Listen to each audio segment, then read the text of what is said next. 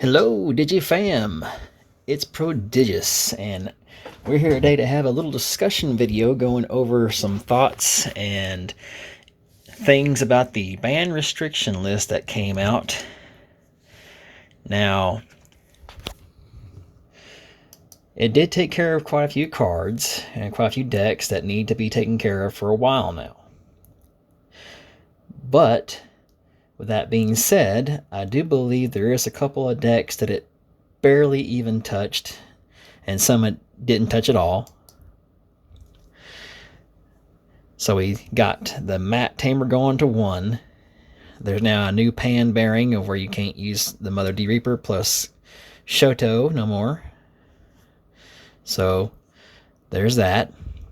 And then of course these other cards went to limit 1 per deck, and that is the Blinding Ray, Jack Raid, Mirage Galgo, a BT-17 Fenrirlugamon, Kazuhamon, the 2 promos of a Gunimon and Lobomon for the hybrids, and then Star Deck 9 Stingmon.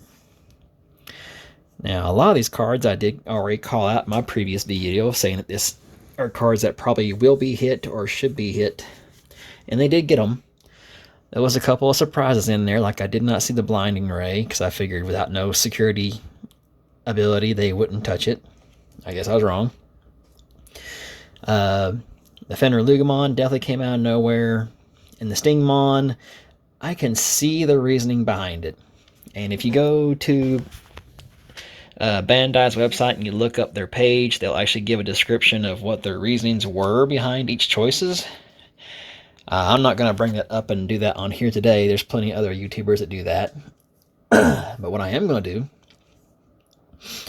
is go over some of the cards that did not get hit, and we can do like a little speculation of what we believe this new format with all these bans restrictions are going to do in terms of what will be the next meta deck or meta contenders, as it were, that controls the game going forward. I mean, hopefully, in an idealistic world, I believe all decks should have a chance at doing just as good as any other. Some decks will just do certain things better than others, but reality is there's a lot of certain cards and certain decks that just do very well. So, first up, obviously, the first big thing to talk about is how the Galaxy deck did not get touched at all, and it won a tournament over at Worlds over the last weekend, I believe, and it was only running a single copy of Mirage Galgamon to begin with. So the Galaxy deck is still just going to be a very big contender. It did not get touched at all. I don't know how long it will be before they do touch it, but basically the Galaxy deck is going to be your toolbox deck of sorts of anything good that is blue or green. I have seen people, even before the ban list hit, teching in the Mirage Galgo before, Hexablau, Gallantmon, because it is both red and blue, and even in Pilgrimon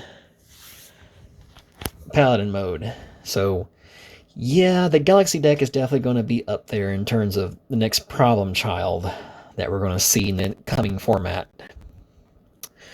But with that being said, Mirage Galgo is no longer the big boogeyman it once was, but it still exists, so still be on your toes. Hexablau, I believe, is going to be another big problem, because like I said, combined with the Galaxy engine, it's going to be a tough one to overcome, because if they do their thing and get a big enough stack going with lots of sources, unless you're playing another blue deck that can strip sources / de-digivolve, they're going to have more sources than you, which means Hexablau says nothing can suspend on the opponent's turn. Now another deck, just in its own right, not necessarily in the Galaxy deck, that I believe is going to finally be a big contender going forward, is Gallantmon X Antibody. We finally got a really good Gallantmon. He's finally got some good key pieces that makes him very, very strong. And he even finally has some form of protection. Now, going on down here, like I said before, in Pilgrimon Paladin mode Ace, it's going to be still good. Magnamon X, which I still believe needs to be dealt with in some way or form, but I guess we're going to go into another format where that's also a big one to mess with. And basically just all things in Pilgrimon. Like, if you look at this row right here on my screen, all things in Pilgrimon are just going to be, of course, a big contender. They're going to be very strong, whether it be the blue-green or the red-purple. They can definitely splash in the Magnamon X. They can definitely splash in the Pilgrimon Paladin mode Ace. Yeah, that's going to be definitely a big one to keep your toes out for going forward. Now, some other side decks that I believe, now that the other tier decks have been knocked down a peg, that we might want to keep our eyes open for, that are no slouches, is going to be Pyramidimon from the Liberator. That thing is definitely an OTK deck. It has the ability to potentially control the field. I've actually done quite a bit of play testing. Even before the ban restriction list, I was up against a Fenrilugamon Takazuchi deck, and I was managing to do quite well because I kept on either de-digivolving or popping their pieces before they could even establish their final big combo. And even when they did, I was able to make a last-minute comeback. So, very strong. It's no slouch.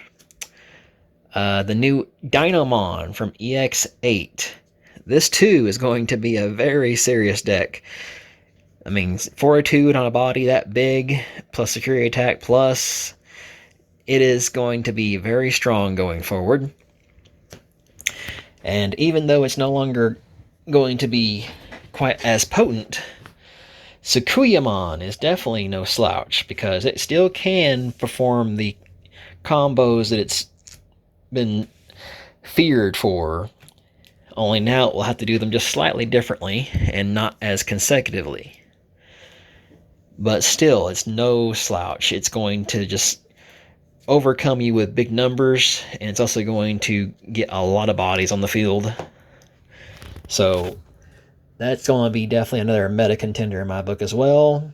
And right there with it, in terms of going wide as tall, you also do have the Bolt Boutmon, that is the Nightmare Soldiers DNA that we got from EX8. I fought against this deck several times, and it's always a pain in the neck. And of course, the three other great contenders that is definitely something to always keep in mind is going to be King Drazel Royal Knight deck, the Gate of Deadly Sins for the 7 Great Demon Lords. These two decks play similar but different. They're going to go ahead and just sit back and raising, build up their resources and bodies, and then they will pop off. In the form of Gate of Deadly Sins, they'll just wait until they have what they need. They'll pop off. They'll get a Gudamon, plus maybe 1 or 2 other Demon Lords out there possibly, and just totally wreck your whole field and trash your security. King Drazel will still do what it does best, especially now that we're getting more and more newer Royal Knights that can be slipped into that deck, especially the new Alphamon Ace. So yeah, it's going to do what it's always done best. Sit back and raising, build up some Royal Knights underneath it, and then when it pops off, it's going to flood the board with a bunch of those Royal Knights. I haven't seen it myself, but I would love to see someone actually pull off a finishing move of where they get at least 12 out of the 13 Royal Knights all out on the field. And then last but not least, there's going to be the 3 Great Angels. This deck is also something that will be a big contender going forward, just because its power and speed makes it somewhat a glass cannon, but it's also a glass cannon that once it establishes itself, it's very hard to take down. So I guess glass cannon's the wrong word for it. But yes, this deck is definitely going to be a big one to go through. Because if they establish their stuff early enough, they get a decent sized board with big bodies that can do multiple checks. And you're just sitting there trying to do something about their security or about their bodies, but you can never do both at the same time. My best advice for that deck is, yes, try and aim for security through whatever means you can, because once they're out of security, you can get past their bodies, but yeah, mainly once they establish Digimon, that's gonna be hard to get around. Not impossible, but hard to get around. So yeah, in terms of the ban restriction list, I think we're looking into a whole new ball game. I think it's going to be very interesting to see what decks do develop in terms of what ends up becoming the big bad. There's some decks out there, like I said, that I still believe is needing a hit or something to bring them in check, but that is just my personal thoughts. Now, I'm going to do a little segue here and go into some news. And that is, we just heard recently from a Digimon Con, and I could play this video, but I'm not going to. If you want to check it out, it is on here. Go ahead and just do a search for Digimon Con 2025. All kinds of news is in the works. There's going to be a new Digimon Adventure 25th anniversary movie. And it's going to feature the older Digidestineds along with the older Digidestineds from 02. And yes, it's going to be great to see the old gang again. It's not going to be like the last Digivolution or the other one with Ukomon. It's just going to be its own thing. I think it takes place probably right before those, to be honest. But yes, it's going to be great to see the original Digimon cast there again. And another bit of news that we also heard is there's going to be a new Digimon anime series. That's right. No more... Well, I mean, I'm sure they'll probably do more, but we're getting an actual new Digimon series. No more web comics or web novels. They've actually decided to do what a lot of people, myself included, have been saying for the longest time, and that's that we want a new Digimon anime series. Now, in that series, I have no idea what it could be about. I have no idea if it's going to have any returning classic favorite Digimons. I'm sure they'll at least make an appearance, but there will be some new Digimon in it. They just say that it's these digital monsters that feed off of emotions as their description. And there's like a new punk-looking Digimon and his partner, like Tamer. I wish I could pull up a piece of art, but I did not think to bring one up on here. But yeah, we're going to get a new Digimon anime series. There's also going to be a new Digimon video game coming out here in the near future. If anyone is familiar with the Digimon Cyber Sleuth series, it's going to be, I believe it's called Digimon Time Stranger. And this, from what I've been able to see, has a bunch of the classic old favorites, so tons and tons of fan service when it comes to fan favorites. And the storyline of it, I believe, is said to be centered around the Olympus 12 Digimon, so a bunch of those guys. And then last but not least, some of the biggest piece of news that I know a bunch of people who are fans of Digimon TCG game is excited to hear about. here in the near future, with no real info about when or where, there's going to be just, at some point, there's even supposed to be like some beta testing that opens up at some point. So if you have the means, look it up and see if you can get in on that and share the info. But there's going to be a Digimon trading card game, mobile game. Now, not much has been able to be really discovered because they show a lot of clips of it very quickly throughout all kinds of trailer segments. So it's hard to make out. The only tidbit of news I can scrounge from it is that it's going to be a game on par with Magic the Gathering Arena / Duel Links or Digimon Master Duel. And I don't know how big the library of cards is going to be. There is some speculation based off of just very small images that it showed for like one brief moment in a player's hand, that it looks like it's going to have at least ever so many cards up to a certain set. That set, I believe, is going to be all the way up to at least BT8. It could have more, it could have less. There's also going to be like some special in-game type of storyline to it. So yeah, I strongly suggest you get on here and just watch this video. The reason why I'm not clicking on it is because I don't want to sit here and let this long video play for my own video.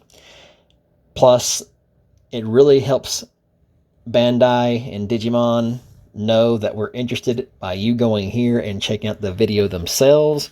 So by all means, go there, check out their video, give them the clicks, because they need to know just how popular this stuff is. So instead of watching it through another YouTuber's channel, I'm telling you to go there and check it out yourself. But anyway, that is all I have for you right now. I'm about to go ahead and do some work on some more videos, some miscellaneous decks. Some of them are going to be the newest decks that we got from the last set of BT 2.5. Some of them is going to be some stuff from BT 2.0, and then some of them is just going to be a couple of decks that I, due to personal reasons of things that were going on in my life. If you've stayed on my channel long enough and heard the news, then you know why. But I'm going to get back to it and backtrack a little bit and post some other decks that I wanted to try and share with y'all. But that is pretty much it as far as my news and discussion I wanted to do here today with you all. So, with that being said, this has been Prodigious. If you like this content, please subscribe. It helps the channel grow and I can bring you more great content. But until then, smash the like button as well. And by all means, do like I said, go to the other YouTube channel and check out these trailers. Because, yeah, DigiFam, we are going to be eating pretty good here for a little while when it comes to our love of Digimon.